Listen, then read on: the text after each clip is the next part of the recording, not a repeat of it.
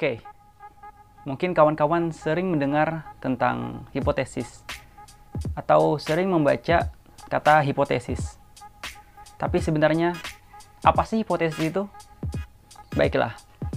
Jadi, secara definisi, secara bahasa, hipotesis berasal dari bahasa Yunani. Terdiri dari dua kata, hypo dan tesis. Hypo yang berarti di bawah. Kalau tesis itu berarti sebuah pendirian, sebuah pendapat. Nah, dari dua kata tersebut, jika dimaknai secara bebas, maka hipotesis berarti pendapat yang kebenarannya itu masih diragukan. Nah, itu tadi merupakan pengertian hipotesis secara bahasa atau secara terminologis. Kemudian, bagaimana pengertian hipotesis menurut para ahli atau para tokoh? Di antaranya yang pertama adalah menurut Arikunto. Menurut beliau, hipotesis itu diartikan sebagai jawaban sementara terhadap masalah yang pada umumnya dirumuskan untuk menggambarkan hubungan antar dua variabel, yakni variabel penyebab dan variabel akibat. Serta ada juga yang menggambarkan perbandingan satu variabel dari dua sampel yang berbeda.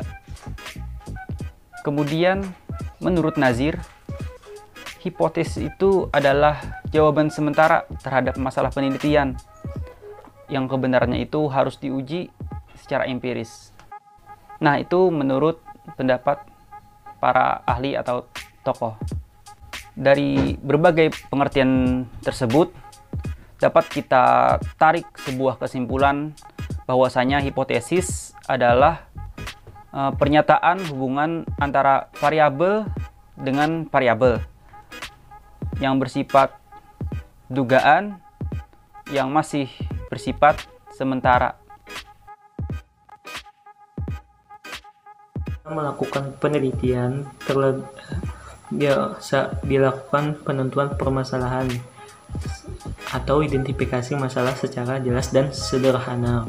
Identifikasi masalah ini bertujuan untuk mentransformasikan topik agar bisa dikelola dalam arti disesuaikan dengan kemampuan peneliti dan sumber daya yang ada.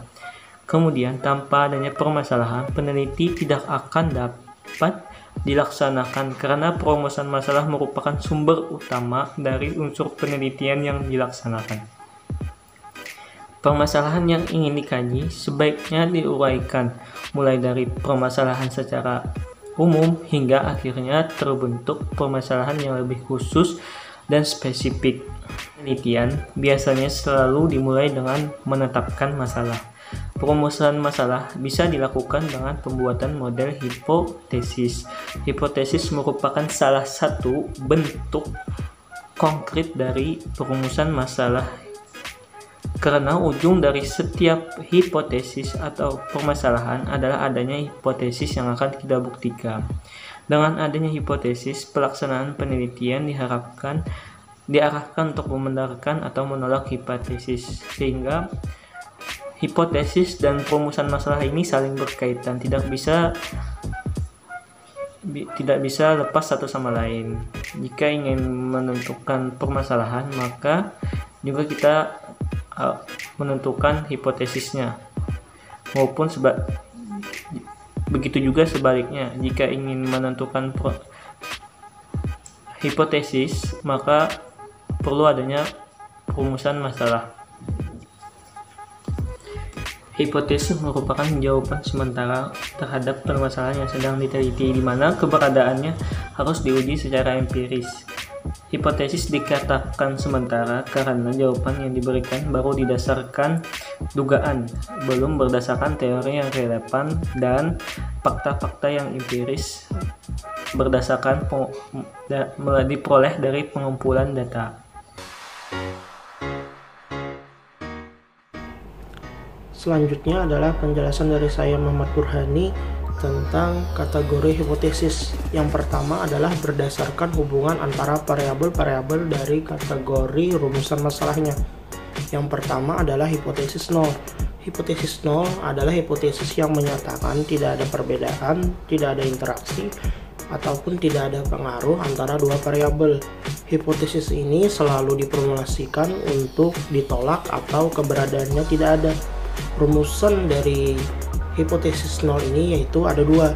Yang pertama, tidak ada perbedaan antara A dengan B dalam C. Kemudian yang kedua adalah tidak ada pengaruh A terhadap B.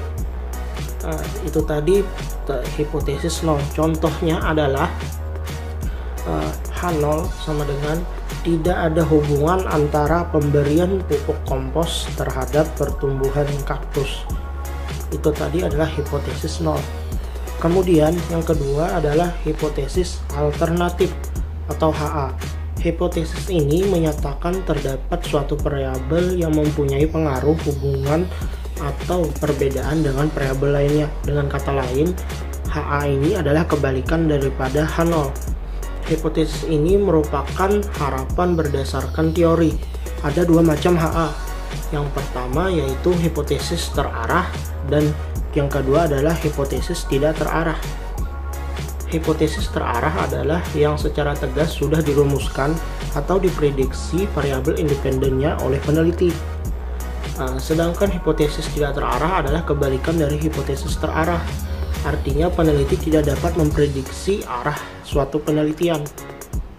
Rumusan hipotesis alternatif atau HA ini ada 4. Yang pertama adalah hipotesis yang tidak terarah, yaitu ada perbedaan antara A dan B dalam C. Itu tadi adalah hipotesis tidak terarah. Kemudian hipotesis yang kedua rumusan dari HA yaitu hipotesis terarah. Rumusannya adalah A lebih baik dari B. Itu tadi adalah hipotesis terarah. Dan yang ketiga adalah secara umumnya ada pengaruh A terhadap B. Nah, untuk yang terakhir yang keempat yang juga secara umumnya jika A maka B. Contohnya adalah HA sama dengan pengaruh pemberian konsentrasi X unsur nitrogen pada tanah lebih baik dibandingkan konsentrasi Y terhadap pertumbuhan kacang tanah. Ini tadi adalah contoh hipotesis terarah. Kemudian yang kedua adalah hipotesis tidak terarahnya, yaitu ada perbedaan pemberian konsentrasi X unsur nitrogen pada tanah dengan konsentrasi Y terhadap pertumbuhan kacang tanah. Itu tadi adalah hipotesis tidak terarah. Dalam penggunaannya, hipotesis H0 dan hipotesis alternatif atau HA selalu berpasangan sehingga dapat ditentukan dengan tegas mana variabel yang nantinya akan ditolak dan diterima. Kemudian yang kedua adalah berdasarkan hubungan eksplanasi yang akan diuji. Yang ini ada 3. Yang pertama itu hipotesis deskriptif, yang kedua adalah hipotesis komparatif, dan yang ketiga adalah hipotesis asosiatif. Saya akan menjelaskan yang pertama yaitu hipotesis deskriptif. Hipotesis deskriptif adalah dugaan atau jawaban sementara terhadap deskriptif yang berhubungan dengan variabel tunggal atau mandiri. Contohnya, seorang peneliti ingin mengetahui apakah bakso di restoran AX mengandung boraks atau tidak. Rumusan masalahnya adalah apakah bakso di restoran AX mengandung boraks. Nah, dalam penelitian ini variabel yang digunakan adalah variabel tunggal, yaitu bakso di restoran AX. Maka hipotesis yang digunakan adalah hipotesis deskriptif. Ada 2 pilihan hipotesis yang dibuat oleh peneliti sesuai dengan berdasarkan teori yang digunakannya. Yang pertama adalah H0 atau HO, bakso di restoran AX mengandung boraks. Sedangkan yang kedua H1, bakso di restoran AX tidak mengandung boraks. Demikian penjelasan dari saya. Selanjutnya untuk hipotesis komparatif dan seterusnya dijelaskan oleh saudara Muhammad Hibni. Ya, Assalamualaikum warahmatullahi wabarakatuh. Perkenalkan, nama saya Muhammad Hibni. Saya ingin menjelaskan tentang hipotesis komparatif. Hipotesis komparatif adalah sebuah dugaan atau jawaban sementara terhadap rumusan masalah yang mempertanyakan perbandingan atau komparasi antara dua variabel penelitian. Yang mana ini kami mengambil contoh adalah seorang peneliti yang ingin mengetahui bagaimana sikap loyalitas yang dimiliki oleh para pendukung Manchester United dibandingkan dengan loyalitas yang dimiliki oleh pendukung Chelsea. Apakah loyalitas yang dimiliki keduanya itu berbeda atau sama? Selanjutnya ada hipotesis asosiatif.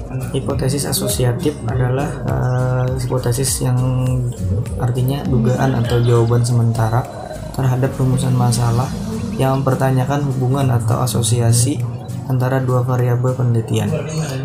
Contohnya, seorang peneliti yang ingin mengetahui apakah sinetron berjudul Anak Jalanan mempengaruhi gaya remaja laki-laki dalam mengendarai sepeda motor. Karena rumusan masalah ini mempertanyakan perihal hubungan antara dua variabel, maka hipotesis yang digunakan dalam hipotesis asosiatif ada dua pilihan hipotesis, yang mana hipotesis ini dibuat oleh peneliti sesuai dengan dasar teori yang akan digunakan nanti. Yang pertama, H0-nya sinetron berjudul Anak Jalanan mempengaruhi gaya remaja laki-laki dalam mengendarai sepeda motor.